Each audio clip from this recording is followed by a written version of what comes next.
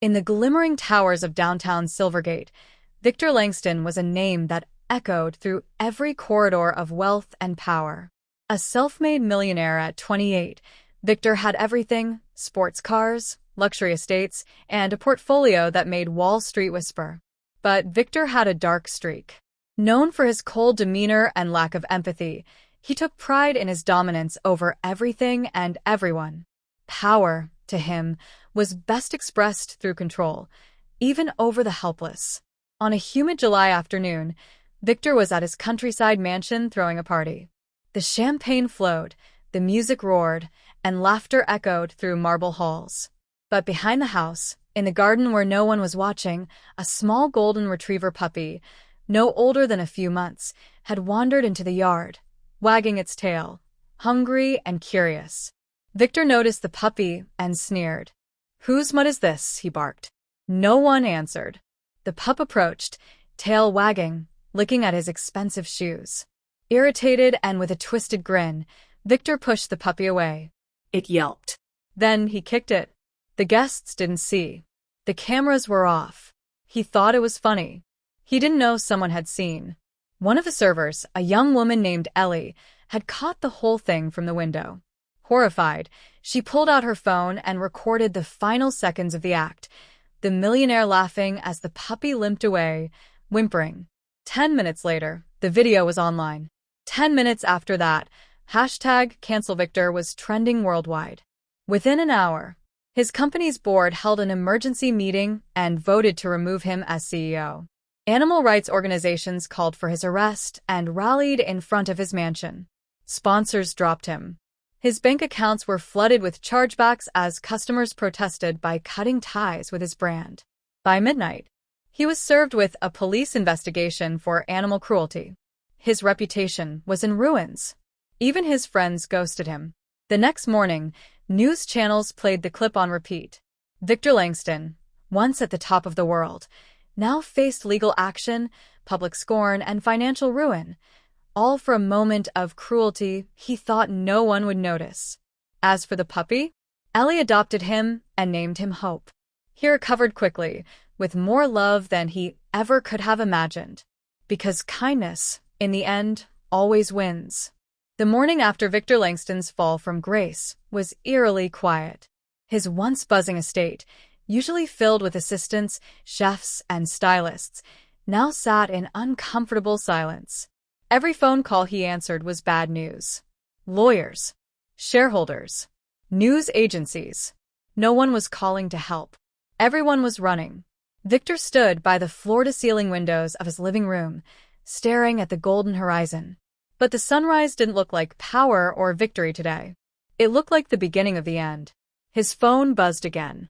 Unknown caller ID. He answered. A cold voice said, "Victor Langston, you're being summoned to the county courthouse for an animal cruelty hearing. You'll be notified of your arraignment within 72 hours. Click." He dropped the phone, numb. The image of the puppy's face kept flashing in his mind. Not from guilt. He didn't understand guilt yet, but from fear. Fear of losing everything. And it was already happening. Meanwhile, in a modest suburb, Ellie sat on her small couch, scrolling through news articles. Hope, the little puppy, curled up beside her, snoring gently. His paw was bandaged, but the vet said he'd heal. Ellie's video had now reached 23 million views. Messages poured in from around the world. Some offered donations. Others offered praise. And many asked the same question. Who is the girl that stood up to a millionaire? But Ellie wasn't looking for fame. She had taken the video out of instinct, out of compassion. She only wanted justice for Hope. Her inbox chimed. Good morning, America. Request for interview. CNN. Exclusive appearance offer. Netflix. Rights inquiry. She stared at the screen in disbelief. I never asked for any of this, she whispered, looking down at Hope, who yawned and licked her hand. Part 3. Echoes of the past. As the days went by, Victor tried to control the damage. He hired PR firms, fired his legal team, paid hush money, tried to shift the narrative. Nothing worked, because this wasn't just about one kick. It was about who he had always been. Old videos and testimonies surfaced. Employees who had been verbally abused. Former girlfriends who described his emotional manipulation. Even old neighbors who remembered a younger Victor setting traps for stray cats in his backyard. The world saw a pattern. The public saw a monster. And suddenly, even his wealth couldn't shield him anymore. He had burned too many bridges. And now he stood alone. Part 4. The Courtroom. The courtroom was packed on the day of Victor's arraignment. Protesters lined the sidewalk with signs like, "Justice for the voiceless. Hope deserves better. Power without mercy is evil."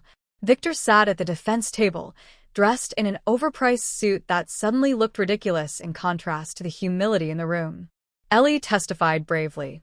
She told the court how she saw him strike the puppy not once, but 3 times, and then laugh. She showed the video. The gasps from the crowd were audible. The judge looked physically disgusted. Victor's lawyer tried to argue it was playful misjudgment. The jury didn't buy it.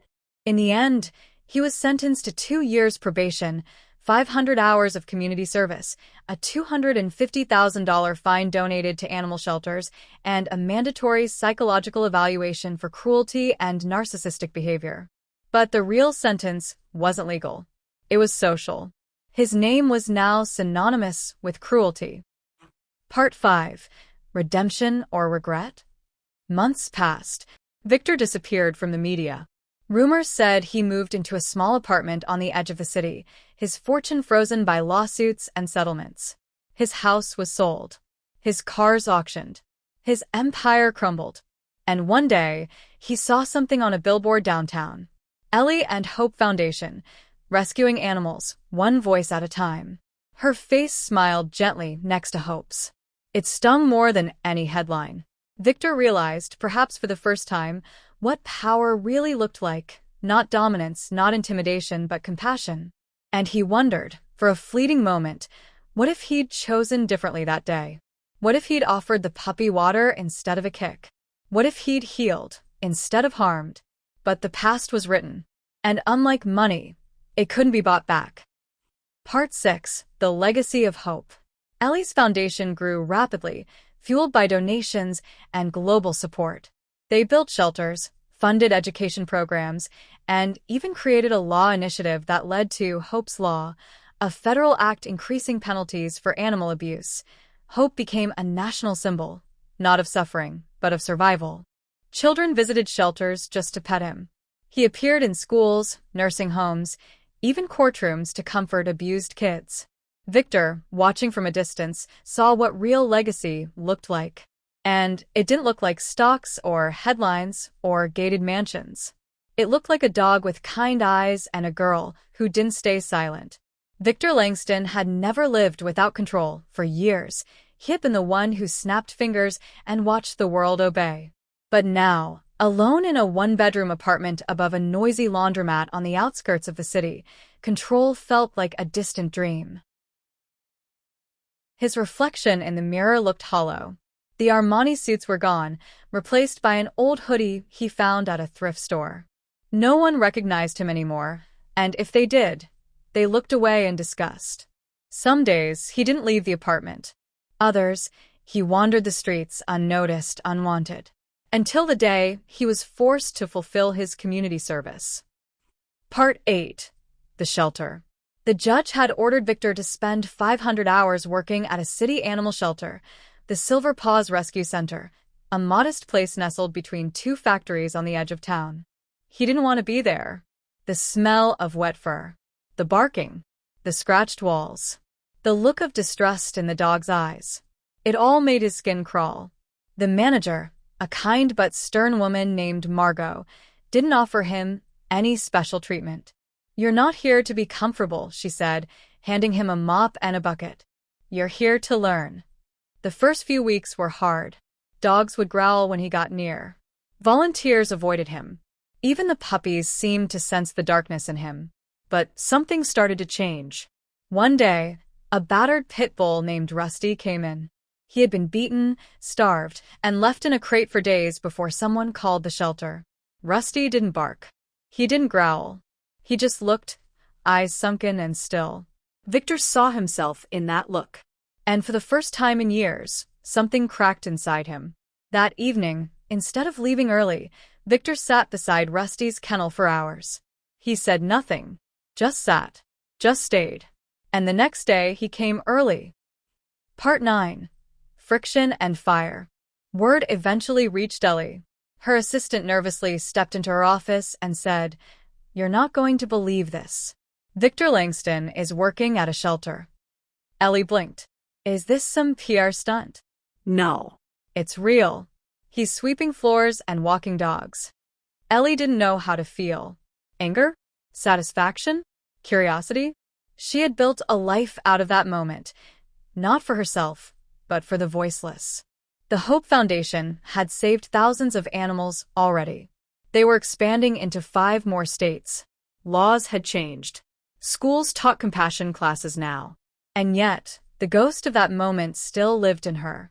So, she did something unexpected. She visited the shelter. Part 10. When Eyes Meet Again. Victor was cleaning Rusty's water bowl when the front door opened and he heard her voice. It was softer than he remembered, but somehow more powerful. Is that him? Ellie asked Margot. Victor didn't turn. Not immediately. But his hands froze. Margot nodded. Ellie walked slowly toward him. Victor stood up and faced her. For a second, no words came. Just years of weight, shame, and silence sitting heavy between them. I didn't expect you to come, Victor finally said, his voice hoarse.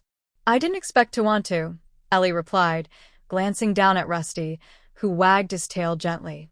What do you want me to say? He asked. Nothing, she said. I just wanted to see if you were pretending. And now? Ellie looked him in the eye. You're not pretending. But I don't forgive you. Victor nodded. I don't expect you to. But I think the dogs do, she added quietly, looking at Rusty. They stood there for a long time in silence. And then, without another word, Ellie walked out. Part 11. Wounds and Roots. Victor didn't stop working. Weeks turned into months. He wasn't the same man anymore, not just because he'd been broken, but because something had taken root in him. Responsibility, empathy, purpose. He learned how to train abused dogs. He studied behavior.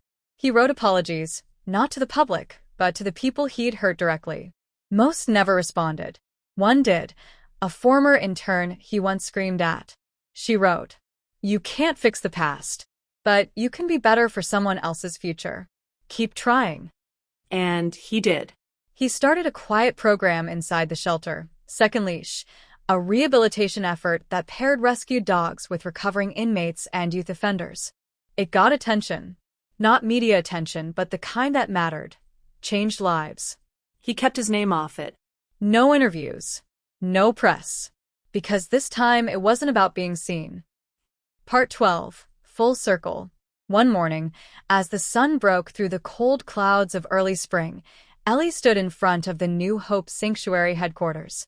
Children were laughing in the background, and Hope, now fully grown and wearing a golden bandana, was sitting beside her as they prepared to cut the ribbon.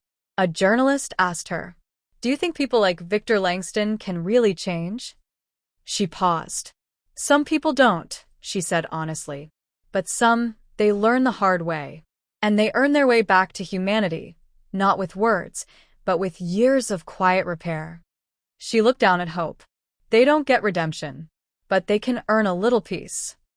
3 years had passed since the day Victor Langston kicked a puppy and lost everything. 3 years since the world turned its back on him, and rightly so. 3 years of quiet, relentless labor, of slowly rebuilding not wealth, not fame, but character, something he never valued before. Victor no longer lived in the shadows of shame.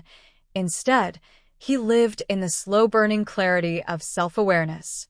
He understood now that he might never be forgiven by the world, but he had forgiven himself just enough to keep moving forward. By now, Second Leash, his anonymous rehabilitation program, had helped over 300 at-risk individuals and rescued more than 200 dogs. The results were undeniable. Repeat offenses dropped by half, and the rescued dogs were thriving in forever homes. He never once stepped in front of a camera. His name was nowhere on the brochures. He didn't want legacy. He wanted reparation.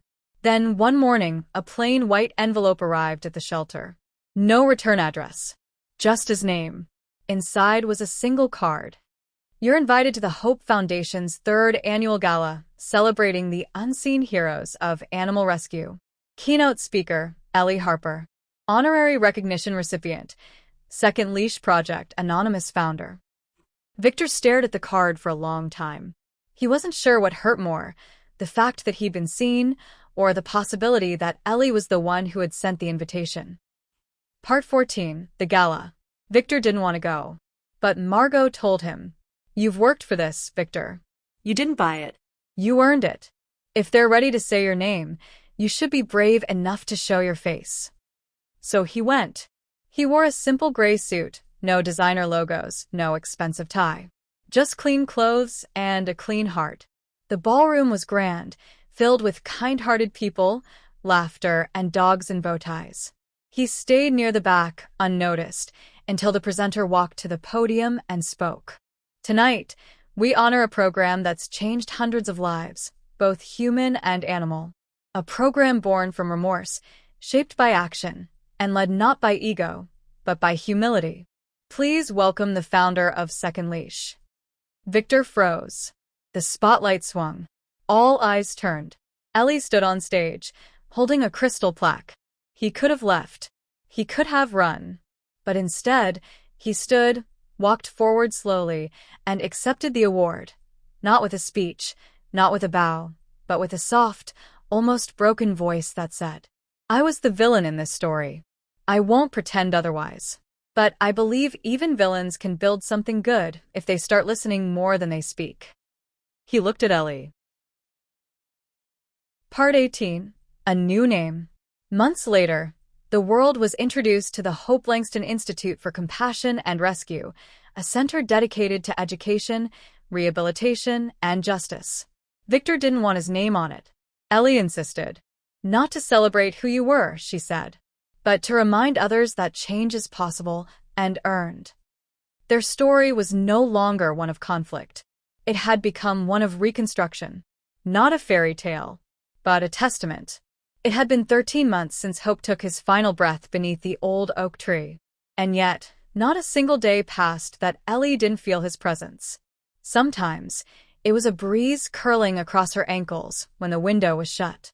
Other times, it was the quiet creak of floorboards at dawn, right where he used to sit. But most of all, it came in her dreams. They began subtly. A sound, a glimpse, the rustle of golden fur turning the corner.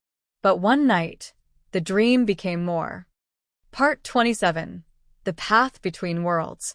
Ellie found herself standing in a forest, not one she recognized, but one that felt impossibly familiar. Moonlight danced across moss-covered roots. The air was still, but humming with life. And then she heard it, the gentle pad of paws. She turned, and there he was. Hope. Strong. Young again. Golden fur glistening like firelight. His eyes shone not with sorrow, but with understanding. She dropped to her knees, tears spilling before words could form. "Hope," she whispered. He didn't speak, of course not. But somehow, she heard him. Inside her. "You're not finished. There's more to show them. But first, you must remember who you were before me." The dream ended in a flash of white petals falling like snow. Part 28, the locked room. The next morning, Ellie awoke with a racing heart and a strange conviction. She needed to go to the attic. It was a place she hadn't touched in over 10 years, not since before Hope. Boxes of her childhood, sealed journals, even old paintings from art school sat untouched under dust and time. There, she found a single blue notebook marked YH, age 17. She opened it. Inside were dozens of sketches, not of dogs, but of eyes. Human. Animal. Mythical. All full of emotion. All watching. She turned the pages faster. Poems. Memories. Letters to no one. And finally, a single phrase scrawled across a page in thick, black ink. "I want to build something that outlives me." Ellie sat there, stunned. Long before hope, before fame, before trauma, she had known her path. But she had buried it in pain. Hope hadn't created her. He had uncovered her. Part 29. The Pilgrimage. Ellie made a decision. She paused all media work, declined interviews, and took a 3-month leave from the institute. When Victor asked her why, she simply said, "Because I forgot who I am without the fight, without the grief. I need to remember the girl who dreamed before the world taught her to scream." She traveled across the country. Small towns. Forgotten shelters. Indian reservations where stray dogs roamed freely, but no one had resources to help. She drew again, painted murals on shelter walls, taught art therapy in prisons, pairing sketches with stories of rescue animals. She was rediscovering herself, one lost part at a time. And every night, before sleep, she whispered into the wind, "I'm listening, Hope. Keep guiding me." Part 30. The Children of Hope. Back at the Institute, Victor continued the mission. But something was changing there too. More and more children, orphans, trauma survivors, neurodivergent youth were coming to the Institute not just to see animals but to heal. They'd sit with aging dogs and whisper things they couldn't tell anyone else. They called it the Hope Circle. It wasn't formal. No branding. No adult supervision. Just a bench. A rug. A golden statue of hope in the center. Victor sat in on one of the sessions once. A small girl, maybe 8, said aloud, "When I talk to the statue, I don't feel broken." And another boy whispered, "Hope visits me in my dreams. He says I don't have to be afraid anymore." Victor was floored. It wasn't about the legacy anymore. It was a spiritual ripple moving outward, past logic, past programs. Hope had become a symbol of something deeper. The part of us we forgot we needed to protect. Part 31. The Letter from Nowhere. One rainy afternoon, Ellie returned to the Institute, worn but glowing. She and Victor sat in her office, catching up, sipping warm tea. That's when the letter arrived. No postage. No return address. Just a plain envelope left at the gates. Inside was a handwritten note. "The work you're doing has awakened something. You're not alone. There are more of us. People who speak with animals and dreams. Who remember who they were before the noise. When the time is right, you'll find us. A friend of hope." Ellie stared at the words, her hands trembling. Victor asked, "Do you think it's a prank?" She shook her head. "No. I think this is the beginning of something else." Part 32. The Awakening. And so, a new journey began. Not just of rescue or redemption, but of reconnection. Ellie and Victor launched a quiet, invitation-only program. Whisperwalkers, a spiritual retreat for those who had lost something and found meaning again through animals. Veterans, widows, teachers, healers, survivors. They met beneath starlit forests, sat in silence, meditated beside wolves, horses, owls. And always, always hope was there. Not in form, but in feeling. It began with silence. A silence deeper than solitude. Not the quiet of night, but the hollow quiet that echoes inside us when something old, something unfinished, calls from beneath the skin. Ellie had been hearing it more often since returning from her pilgrimage. A whisper in dreams. The gentle ache in her chest when she passed a child alone. The sense of something missing, not lost but forgotten. So when the Whisperwalkers sent her an invitation marked only with 2 words, "Go deeper," she understood immediately. It was time. Part 34. The Red Earth. The retreat took place in New Mexico, deep in the Red Rock Desert where time moved like wind and the sun carved shadows into meaning. There were no phones, no mirrors, no names, only fire, dust, sky, and silence. Each participant brought a single object to burn. Ellie brought a folded note from her childhood diary. "If I pretend I'm not here, they can't hurt me." She hadn't remembered writing it until weeks earlier. It struck her not as sad, but familiar, like an old bruise under the skin. That night, under a black sky tangled with stars, she dropped the note into the fire and waited. Part 35. The Dream Cave. She slept inside a sacred cave, curled beneath the stone ceiling that had heard 1,000 prayers. That's where it happened. The vision. In her dream, she was 6 years old, sitting on a back porch in winter. Her knees were scraped. Her lip bled faintly. Inside the house, shadows moved, loud, angry, adult. But beside her sat a dog. Not Hope. Not yet. This dog was enormous. Shaggy. Gray. His eyes shimmered with blue light. He didn't speak. He didn't move, but he stayed. "What's your name?" Ellie asked. The dog looked up. "You already know." Suddenly the scene changed. She was older. Teenager. Alone in her room. Crying. And again the same dog was there. "Why do you always find me?" she asked. "I never left. I've always been here. Even before Hope." She turned toward him, reaching out. But the dream shifted. A final image. Hope, as she remembered him, sitting beside the shaggy dog. Their bodies overlapped, flickered like twin flames. Two forms, one soul. She awoke with tears in her mouth and dust on her palms. Part 36. The First Dog. She returned to the institute shaken, but clearer. She dug through old photo albums her mother had mailed her years ago. Most she'd never opened. And there, hidden between baby photos and faded report cards, she found him. The shaggy dog. He had no name on the back. Just a scribbled date, 1996. Her mother later confirmed it over the phone. "You had that dog when you were little. Before the divorce. Before everything fell apart. You called him guardian. One day he ran away. You never really talked about him again." Ellie sat with the photo for hours. Now she knew. Hope hadn't entered her life by chance. He was a return. A piece of something old. Maybe even the same soul, reborn to find her once again. Part 37. The Circle Below. She gathered the Whisperwalkers. Together they formed the first Circle Below, a private collective within the Institute, focused not just on rescue but soul connection. They studied the patterns, the reappearances, the uncanny familiarity some dogs and people shared.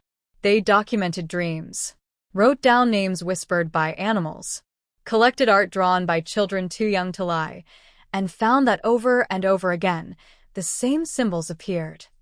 Eyes. Dogs. Circles. Wings. Fire. Victor was skeptical at first. But even he couldn't deny that what they were touching now wasn't just healing. It was sacred. Part 38. Hope, the Eternal. Years passed. The Institute grew into something the world had never seen. Not a shelter. Not just a sanctuary. But a threshold between pain and peace. Between body and soul. Between this world and whatever came before or after. Children who had never spoken began drawing pictures of Hope before anyone told them his story. Dying elders whispered his name on their final nights, though they'd never visited. Rescue dogs refused to leave certain spots in the garden, where Hope had once played. Some sat for hours, still, as if waiting for a command. And sometimes, just sometimes, at sunset, someone would see a golden shimmer move through the trees. Or feel a warm head press against their palm when no dog was there. They didn't speak of it publicly. But within the circle they knew. He had never left. Part 39. The Child Who Remembered. One spring, a girl named Mira arrived. She was mute, severely traumatized, found wandering near the remains of a dogfighting ring, clutching a leash with no dog. She didn't speak for 6 months, until one day, she pointed to a mural of Hope and whispered, "That's him. He was with me in the cage." They asked her to draw. She sketched a dog. Not Hope, but the shaggy gray dog from Ellie's dreams. The same blue eyes. The same stillness. Ellie knelt before her. "Absolutely. Let's continue the story with deep emotional gravity, mystical undertones, and generational transformation. We now enter the age of Mira. A child survivor with a silent past and a voice that unlocks an ancient truth connecting humans and animals across time. As Ellie and Victor grow older, Mira steps forward, guided by visions and the spirits of both Hope and Guardian, into a destiny far greater than anyone imagined. Part 40. The Child Prophet. Mira was no longer silent. Since the day she whispered Hope's name, something in her had awakened.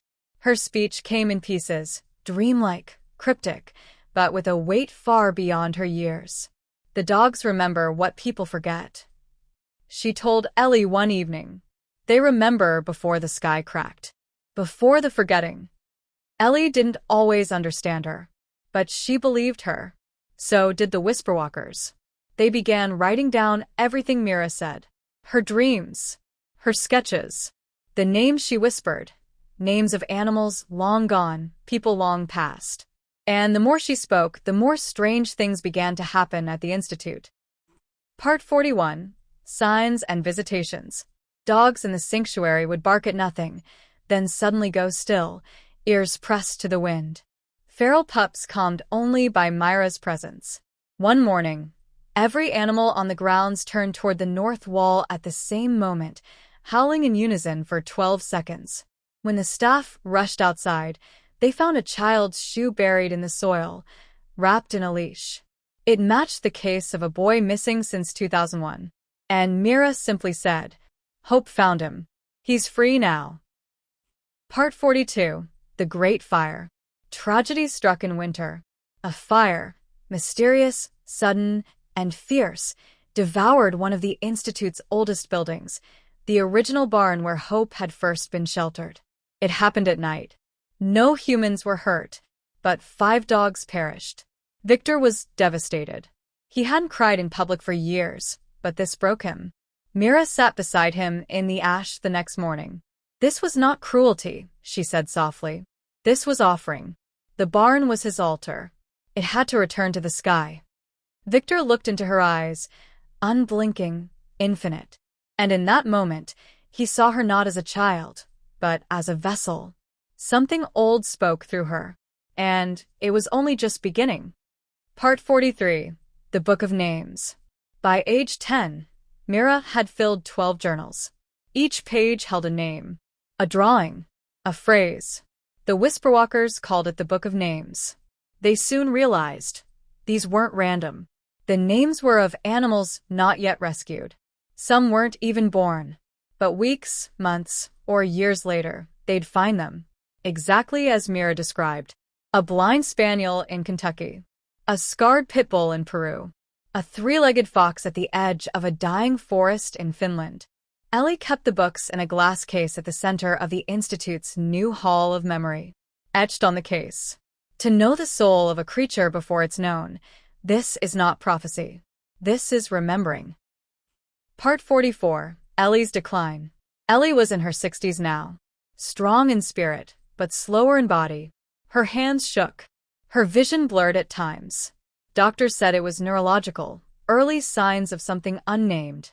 She knew her time in the physical world was nearing its sunset. She began recording audio journals, writing letters, preparing the Institute and Mira for what was to come. And she had one final dream of Hope. He stood beside Guardian. Between them, a third dog, young, silver, and glowing.